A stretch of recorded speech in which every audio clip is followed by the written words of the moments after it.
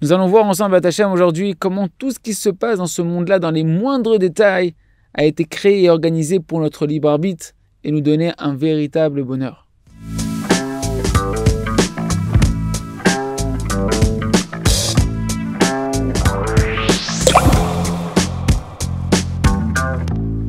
Shalom à tous les amis, Baruch Hashem, on a l'immense joie de continuer ensemble à se faire Or Hadash de notre maître le Rav Shalom Arouche et Yahye. Et donc on va voir comment en réalité tout ce qui nous arrive dans notre vie c'est d'une précision extraordinaire pour notre libre arbitre. Tout ce qu'il y a dans ce monde-là, depuis le plus petit grain de sable, de poussière, jusqu'au soleil qui est dans le ciel, tout a été créé en réalité pour ton libre arbitre, mon libre arbitre, notre libre arbitre, comme c'est marqué dans Sichot Haran, dans les conversations de Rabbi Nachman, enseignement numéro 300, conversation numéro 300. Il nous dit comme ça Rabbi Nachman, Rabbi Nathan qui parle. Une fois, Rabbi Nachman m'a dit la chose suivante: tout ce que tu vois dans ce monde-là, dans les moindres détails, tout a été agencé pour ton libre arbitre et que tu aies une épreuve. Si c'est comme ça, on comprend qu'en réalité c'est ça le but de chacun d'entre nous sur Terre. De constamment savoir faire le bon choix et de tenir dans l'épreuve, face à l'épreuve. Voilà tout le but de la vie d'un homme sur Terre. Et on doit savoir que cela incombe qu'il y a une providence divine, individuelle, d'une précision astronomique sur chacun d'entre nous, pour que l'on puisse avoir précisément chacun d'entre nous un libre arbitre. Ça veut dire quoi?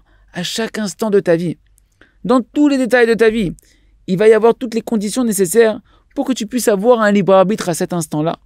Tout ce que tu vas traverser dans ta vie et que tu as traversé jusqu'à présent, ta situation au niveau de ton état de santé précis, jusqu'au la plus petite entaille ou écorche qu'il peut y avoir dans ton corps, Ken, le comportement de tes enfants, chaque fois qu'ils vont pleurer ou te faire un sourire, les gens qui sont autour de toi, qui t'entourent, quand on te gronde dessus ou qu'on va t'encourager et te faire des compliments, chaque difficulté ou chaque manque dans ta vie, ta situation financière, jusqu'au plus petit centime qu'il y a dans ta poche, Ken, tout est organisé dans une providence divine, individuelle, particulière, en fonction de ce que Kadosh Baruch Hu, le Créateur, il sait que tu as besoin de ces conditions-là précisément pour pouvoir avoir un véritable libre arbitre à l'instant donné. Par exemple, la somme d'argent que tu as en ce moment dans ton compte en banque, c'est exactement ce que tu as besoin d'avoir pour avoir un libre arbitre. Sache que si tu avais 1 euro en plus ou 1 euro en moins sur le compte, ça aurait influencé ton libre arbitre. C'est pourquoi en réalité, on doit comprendre que c'est pareil pour chaque détail de la vie. Et un homme doit savoir que tous les manques, les difficultés, les problèmes, les épreuves de chacun d'entre nous qu'on peut avoir dans notre vie, tout ça c'est orchestré de manière très précise pour que l'on puisse avoir le libre arbitre en fonction de notre réparation, en fonction de notre mission et de la destination à laquelle que l'on doit atteindre.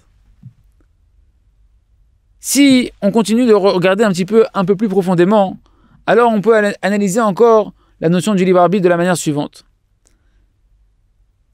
Il ne faut pas croire que c'est simplement dans le monde futur qu'un homme il va recevoir une récompense et un bonheur véritable pour le libre arbitre qu'il aura utilisé dans ce monde-là. Mais en réalité, à chaque fois, déjà dans ce monde-là, ici, quand tu utilises bien ton libre arbitre pour le bien, Ken, ou pour combattre le mal, et bien déjà dans ce monde-là, tu vas commencer à ressentir un plaisir véritable, ressentir une douceur extraordinaire de la proximité avec le Créateur. À chaque fois qu'un homme il se renforce sur son mauvais penchant, ce mauvais penchant qui veut le séduire, et tu verras que si tu triomphes et que tu combats, tu vas ressentir derrière une satisfaction, un plaisir, une douceur extraordinaire. Et avec le temps, et avec le travail, on commence après à ressentir du plaisir précisément dans la difficulté. Un homme il va commencer à ressentir un plaisir véritable de la proximité avec Kadosh Baruch Hu, de faire sa volonté précisément dans les épreuves et dans la difficulté. Parce que cette personne-là se met à s'habituer à voir Hachem dans toutes les situations de sa vie, à se relier à Kadosh Baruch Hu dans chaque épreuve, dans chaque situation. Et ce lien-là, c'est un lien qui est un lien créé par le libre arbitre, dans un libre arbitre total, dans un effort.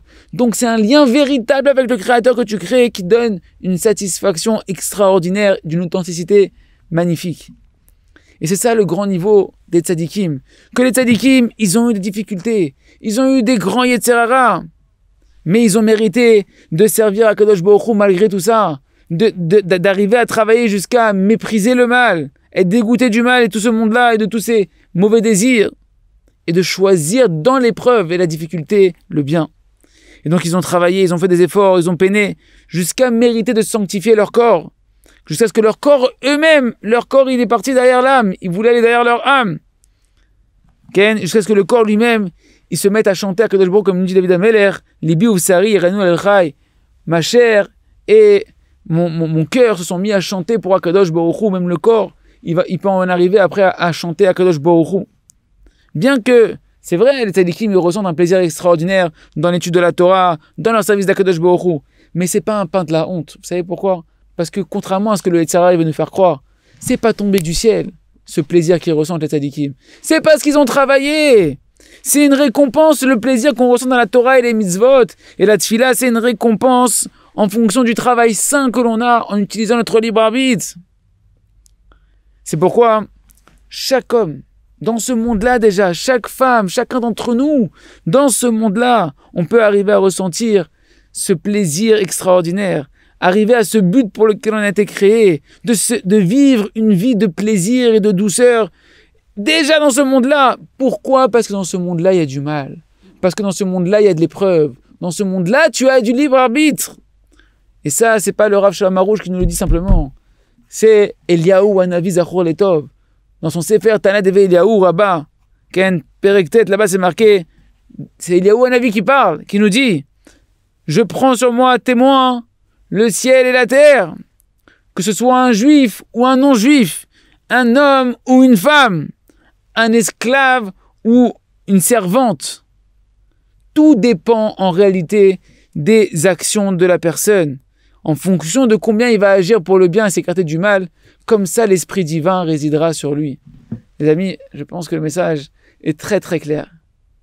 On peut vivre une vie de bonheur et de proximité avec Hachem, d'une jouissance très intense, précisément parce qu'il y a des difficultés qu'on a le libre arbitre. À nous maintenant d'apprendre comment utiliser ce libre arbitre pour pouvoir accéder au bonheur qui se trouve derrière chaque épreuve. À très bientôt.